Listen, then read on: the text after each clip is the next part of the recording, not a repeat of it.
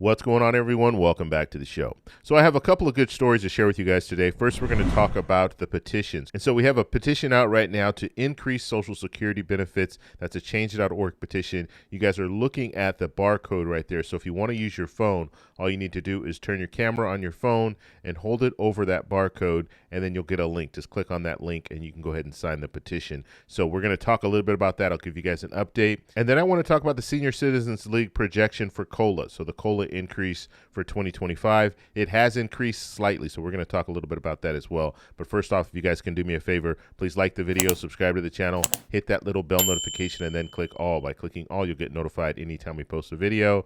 We do daily videos here, so by clicking the bell notification and clicking all, you should be getting updated every day. And just a reminder, thank you for your support. I really appreciate it. And if you'd like to consider joining our membership, please click the join button below for more details.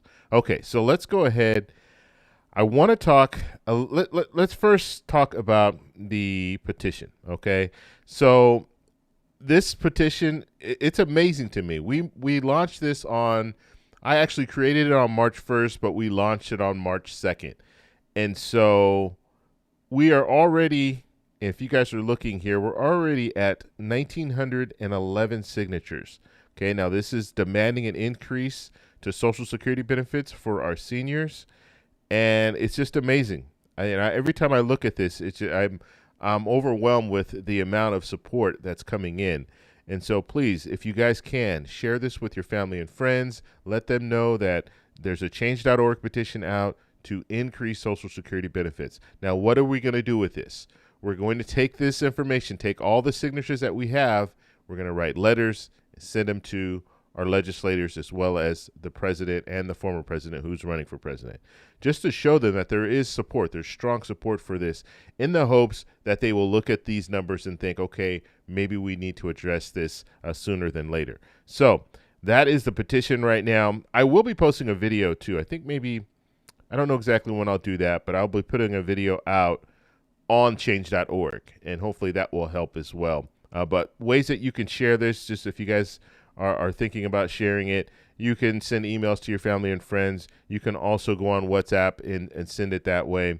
You can tweet to your followers, as well as you can just copy the link. And then, of course, you can share it on Facebook. So please use these different methods of sharing this petition so we can get the word out and see if we can get as many signatures as possible. Okay, now I want to take a look at the Senior Citizens League, their projection for COLA. So if you guys didn't know, the Senior Citizens League, every year they do projections, and it looks like they're doing a projection every month. So as we get new numbers coming in from the CPI, from inflation, they're giving us an update to what they think COLA will be for 2025.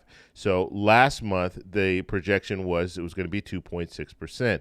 And so this month it has increased a little bit. We're going to take a look at that right now. So here's the press release, and this came out last week. So it was on the 15th here, and it says April CPIW comes in at 3.4%. And so that's the inflation information. And so let's take a look. It says April CPIW consumer price index for urban wage earners and clerical workers came in at 3.4%.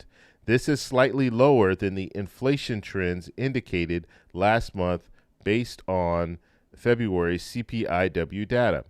Based on this trend, the Senior Citizens League is adjusting the long-term forecast COLA to 2.66% in 2025.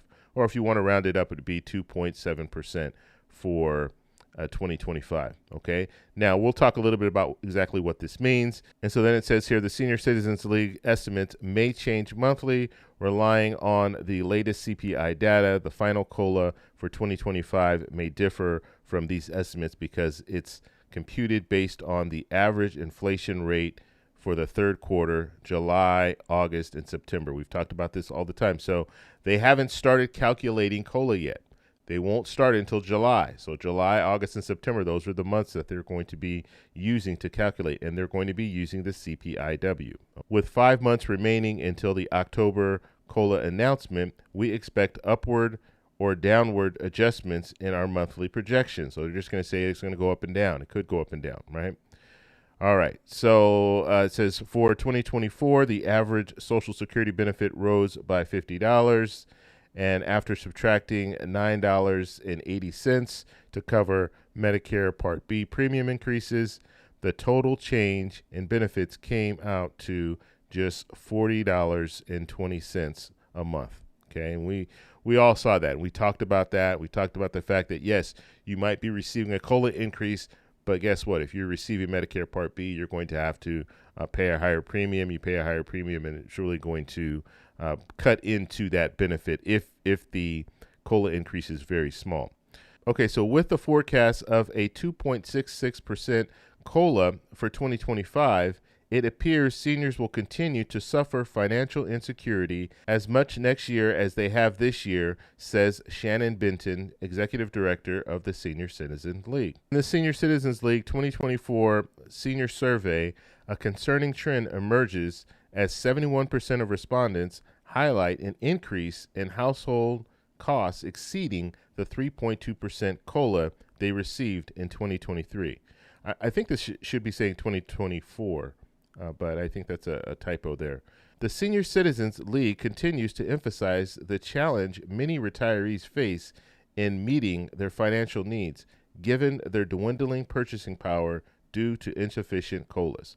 Okay, so that was the Senior Citizens League talking about the increase or the potential or the projection when it comes to an increase for Social Security benefits in 2025. So it's 2.66 right now. We'll have to see what happens with future CPI numbers. And so if inflation numbers stay around the same, I would imagine the projections would stay around the same as well.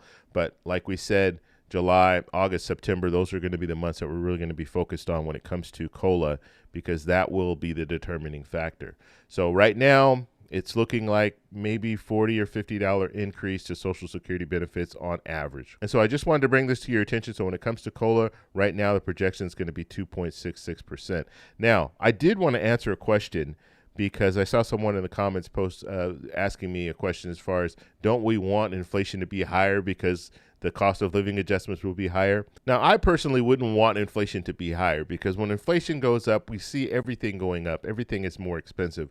We already know that the cost of living adjustments that are coming out for Social Security beneficiaries doesn't keep up with inflation. So if we did see inflation skyrocket, that is going to really impact people who are receiving benefits. And so I would want it to stay around 2% and then have a COLA increase that is, that matches that, and then start talking about reforming Social Security and have an increase for Social Security benefits.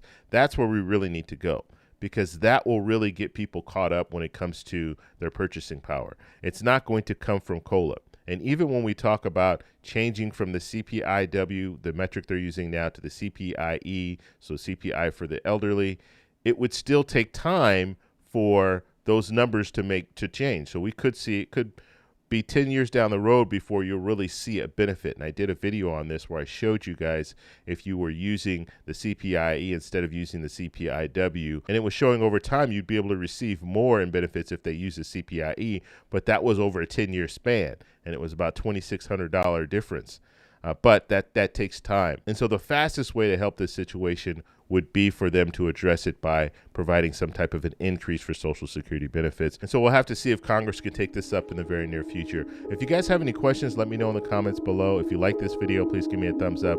Please subscribe for more, and I'll talk to you in the next one.